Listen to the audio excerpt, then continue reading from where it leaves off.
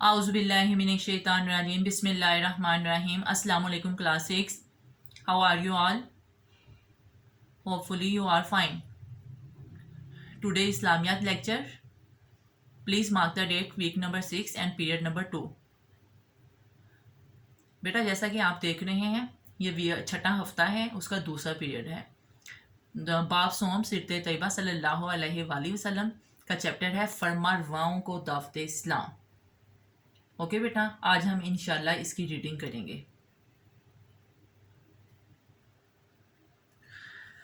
औज़ुबिल्लाहिमिनश्शैतानिर्रजीम बिस्मिल्लाहिर्रहमानिर्रहीम। बेटा आपने डेट मार्क कर ली होगी, 30 डेट है आज की। तो टर्न द पेज 33, जैसा कि आप देख रहे हैं 33 पेज है। इस पे चैप्टर है फरमा रवाओं को दावत इस्लाम। तो लास्ट टाइम हमने सुलह हुदैबिया का चैप्टर किया था, तो बहुत इंटरेस्टिंग चैप्टर है और मैं आपको बार बार कह रही हूँ सुलह हुदैबिया का तारुफ और उसकी शराइत आपने बहुत अच्छे तरीके से याद करनी है, क्योंकि 7, 8, 9 और वैसे भी एज ए मुस्लिम आपको पता होनी चाहिए हमारी इस्लामिक हिस्ट्री। तो आज हम ये वाला चैप्टर फरमा रवाओं को दावत इस्लाम की रीडिंग करेंगे। अब देखें ना, जब आप सल्लल्लाहु अलैहि सुलह हुदैबिया के बाद कफ़ारे मक्का की तरफ से आप सल्लल्लाहु अलैहि वसल्लम को इत्मीनान हासिल हुआ, तो उसके बाद जब फ़तह हैबर के बाद भी आपको यहूद की तरफ से इत्मीनान हासिल हुआ, तो तब आप सल्लल्लाहु अलैहि वसल्लम यानी कि आप सल्लल्लाहु अलैहि वसल्लम अल्लाह ताला ने आपके ज़िम्मे नबूवत और रिसालत का पैगाम दिया हुआ था ना, कि आपने दुनिया के कोने कोने में पहुँचा देना है। तो फिर मुख्तलिफ़ मुल्कों के बादशाहों को आपने ख़त लिख कर इस्लाम की दावत दी। तो उनमें से चंद यानी कि जो बादशाह थे ना, उनके हतूत यानी कि जिस तरह हतूत लिखा गया था वो भी बताया गया है, और किस मुल्क के नाम लिखा गया वो भी बताया गया है। ये बहुत इंटरेस्टिंग चैप्टर है, आप बहुत अच्छे तरीके से इसकी रीडिंग कीजिएगा।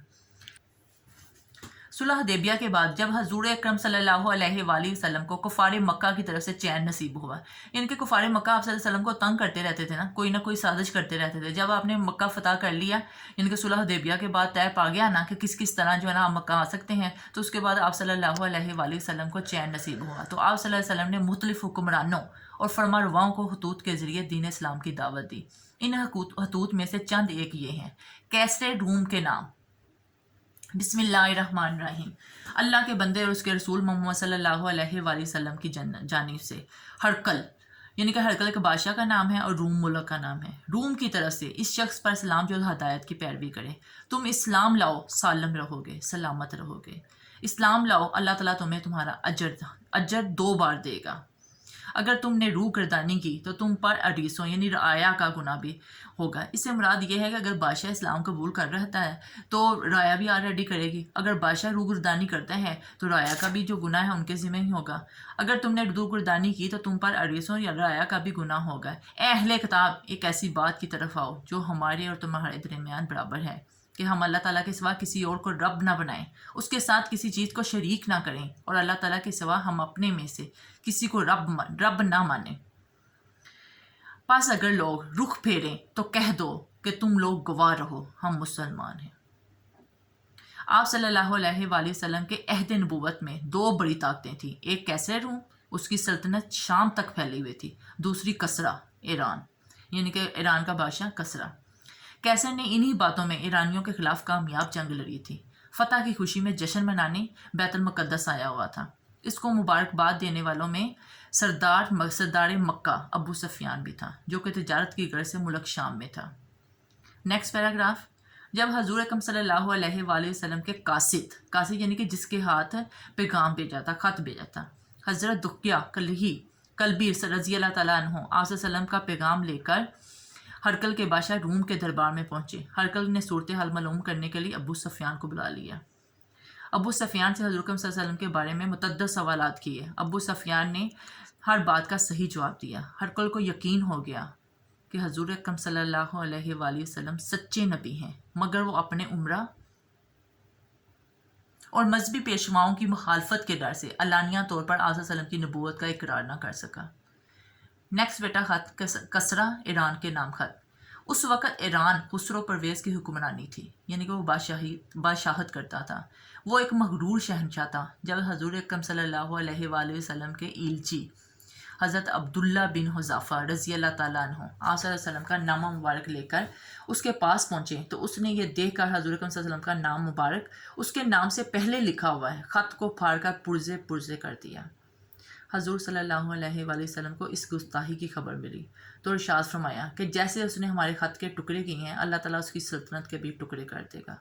اس واقعہ کے چند روز کے بعد ہی اس کے اپنے بیٹے شرویا نے اسے قتل کر کے تخت پر قبضہ کر لیا۔ نیکسٹ خط آپ نے لکھا نجاشی کا نام۔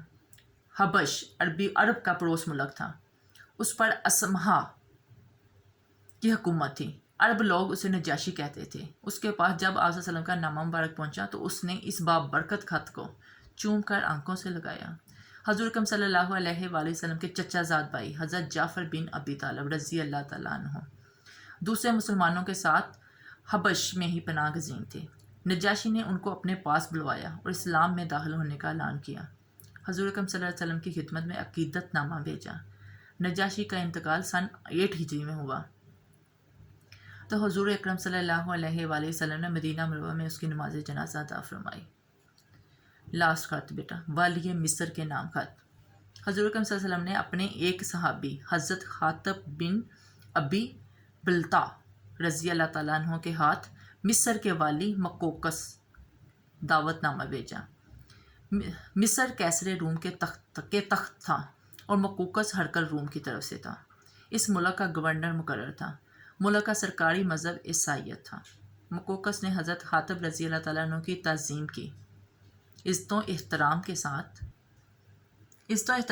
انہیں مہمان رکھا۔ حضور اکرم صلی اللہ علیہ وسلم کی خدمت اقدس میں قیمتی تحائف، غلام، کنیزیں اور خچر بھیجے۔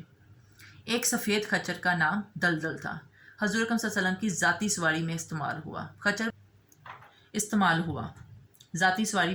ہوا۔